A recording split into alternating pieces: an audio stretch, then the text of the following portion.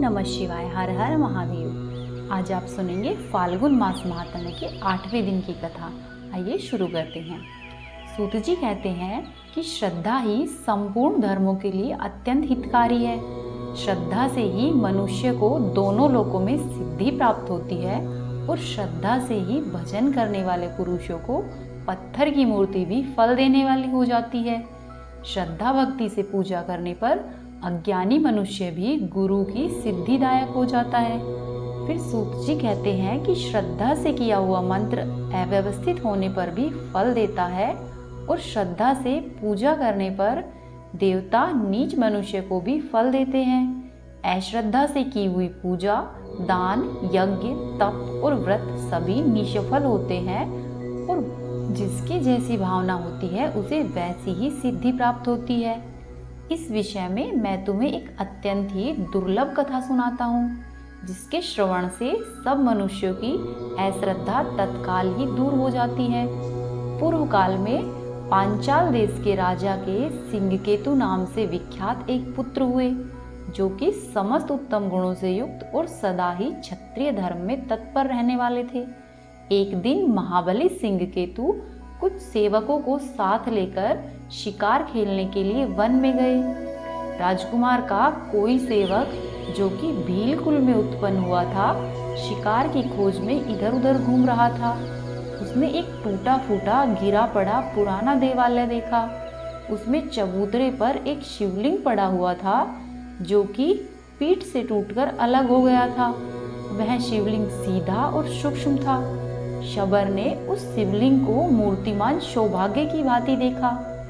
पूर्व कर्म से प्रेरित होकर उसने उस शिवलिंग को शीघ्रता पूर्वक उठा लिया और बुद्धिमान राजपुत्र को दिखलाया। और शबर राजकुमार से इस प्रकार बोले कि हे प्रभु, देखिए यह कितना सुंदर शिवलिंग है, मैंने इसे नहीं देखा है। मैं आदरपूर्वक इसकी पूजा करूंगा। आप मुझे पूजा की विधि बता दे, जिससे कि मंत्र न जानने वाले मुझ जैसे पुरुषों के द्वारा भी की हुई पूजा को भगवान स्वीकार करे।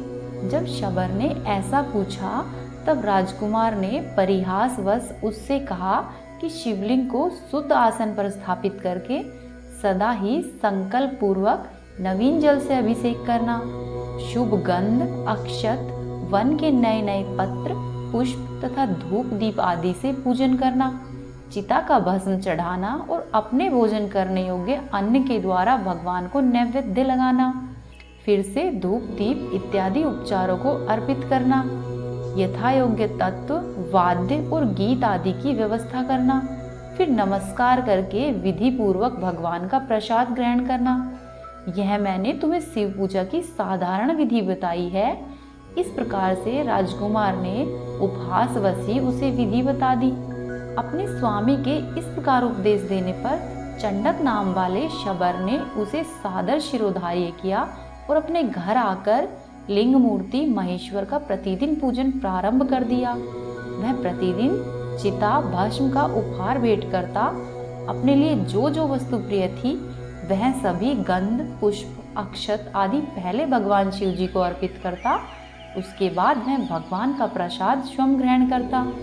इस प्रकार वह पत्नी के साथ भक्ति पूर्वक महेश्वर की पूजा में संलग्न रहता। इस आराधना में उसके कई वर्ष बीत गए। एक दिन वह शबर जब शिवजी की पूजा के लिए बैठा, तब देखता है कि पात्र में भस्म ही नहीं है। तब वह तुरंत ही उठकर दूर दूर तक चिता भस्म ढूंढता हुआ घूम आया, किंतु कहीं भी उसे चिता की भस्म ही नहीं मिली। अंत में वह थककर वापस लौट आया और अपनी पत्नी को बुलाकर उसने कहा कि हे प्रिय, चिता की भस्म तो मुझे कहीं भी नहीं मिली। बताओ कि अब मैं क्या करूं? आज मुझ पापी के शिव पूजन में विघ्न पड़ गया। पूजा के बिना मैं क्षण भर भी जीवित नहीं रह सकता। पति को इस प्रकार से व्याकुल देखकर शबर की पत्नी ने कहा कि हे नाथ, डरिए मत, मैं एक उपाय बताती हूँ। यह अपना घर बहुत ही दिनों का पुराना हो गया है। मैं इसमें आग लगाकर उस अग्नि में प्रवेश कर जाऊंगी। इससे आपके लिए बहुत सा चिता का भस्म तैयार हो जाएगा। तब शबर बोला कि हे प्रिय, यह मानव शरीर ही धर्म, अर्थ, काम और मोक्ष का सबसे श्रेष्ठ साधन है। इस नवयौवन संपन्न सुखोचित शरीर को क्यों त्याग रही हो? तब शबर की पत्नी बोली कि जीवन की सफलता इसी में है कि दूसरों के हित के लिए अपने प्राणों का त्याग किया जाए। फिर साक्षात शिव जी के लिए जो प्राण त्याग करे उसके तो कहने ही क्या है। मैंने कौन सी कठिन तपस्या की है जिससे कि भगवान शिव जी की प्रीति के लिए प्रज्वलित अग्नि के द्वारा अपने शरीर का त्याग करती हूँ। अपनी पत्नी की इस प्रकार स्थिर बुद्धि और शिव भक्ति देखकर दृढ़ संकल्प वाले शबर ने तथास्तु कहकर उसकी सराहना की। शबर की पत्नी ने स्वामी की आज्ञा पाकर स्नान से पवित्र हो अलंकार धारण किया और अपने घर में आग लगाकर अग्निदेव की भक्ति पूर्वक परिक्रमा करके अपने पतिदेव गुरु को नमस्कार किया और हृदय में भगवान शिव जी का ध्यान करके अग्नि में प्रवेश करने के लिए तैयार हो गई और हाथ जोड़कर इस प्रकार से स्तवन किया कि हे देव, मेरी इंद्रिया आपकी पूजा के लिए पुष्प हो, यह शरीर धूप एवं अगरु हो, हृदय दीपक हो, प्राण हविष्याहन का काम करे और कर्मेंद्रिया आपके लिए अक्षत हो। इस समय यह जीव आपकी पूजा के फल को प्राप्त हो। मैं धनाधिपति कुबेर का पद नहीं चाहती, अविचल स्वर्ग की भूमि की इच्छा भी नहीं रखती तथा ब्रह्मा जी के पद की अभिलाषा भी नहीं करती। बस यही चाहती हूँ कि यदि फिर इस संसार में मेरा जन्म हो तो वह प्रत्येक जन्म में आपके चरणारविंदों के सुंदर मकरंद का पान करने वाली भ्रमरी बनूं। मेरे देवता, मेरे भले ही सैकड़ों जन्म हो लेकिन मैं हमेशा ही आपके चरणारविंदों में ध्यान रखूं। हे महेश्वर, आपको मेरा नमस्कार है। इस प्रकार देवेश्वर भगवान शिव जी को प्रसन्न करके दृढ़ निश्चय वाली शबरी प्रज्वलित अग्नि में प्रवेश कर गई और क्षण भर में जलकर भस्म हो गई। फिर शबर ने उस भस्म को लेकर जले हुए घर के समीप ही भगवान शिव जी का पूजन किया। पूजन के बाद उसने प्रसाद लेने के लिए प्रतिदिन की तरह ही अपनी प्रियतमा का स्मरण किया। स्मरण करते ही वह पहले की भांति हाथ जोड़कर सामने खड़ी दिखाई दी। पत्नी को देखकर तथा जलकर भस्म हुए घर को भी पूर्ववत स्थिर पाकर शबर आश्चर्यचकित होकर सोचने लगा कि ओहो, अग्नि तो अपने तेज से वस्तु को जलाती है, सूर्य केवल किरणों से तापते हैं, राजा अपने दंड के द्वारा अपराधी मनुष्य को जलाते हैं और ब्राह्मण मन से ही जला डालता है। मेरी पत्नी तो प्रत्यक्ष अग्नि में जल गई थी, यह जीवित कैसे हो गई? पता नहीं यह स्वप्न है या फिर भ्रम में डालने वाली कोई माया है। इस प्रकार से विचार करते हुए शबर ने अपनी पत्नी से पूछा कि हे प्रिय, तुम तो अग्नि में भस्म हो गई थी, यहाँ पर कैसे आ गई और यह जला हुआ घर फिर से पहले के समान कैसे खड़ा हो गया?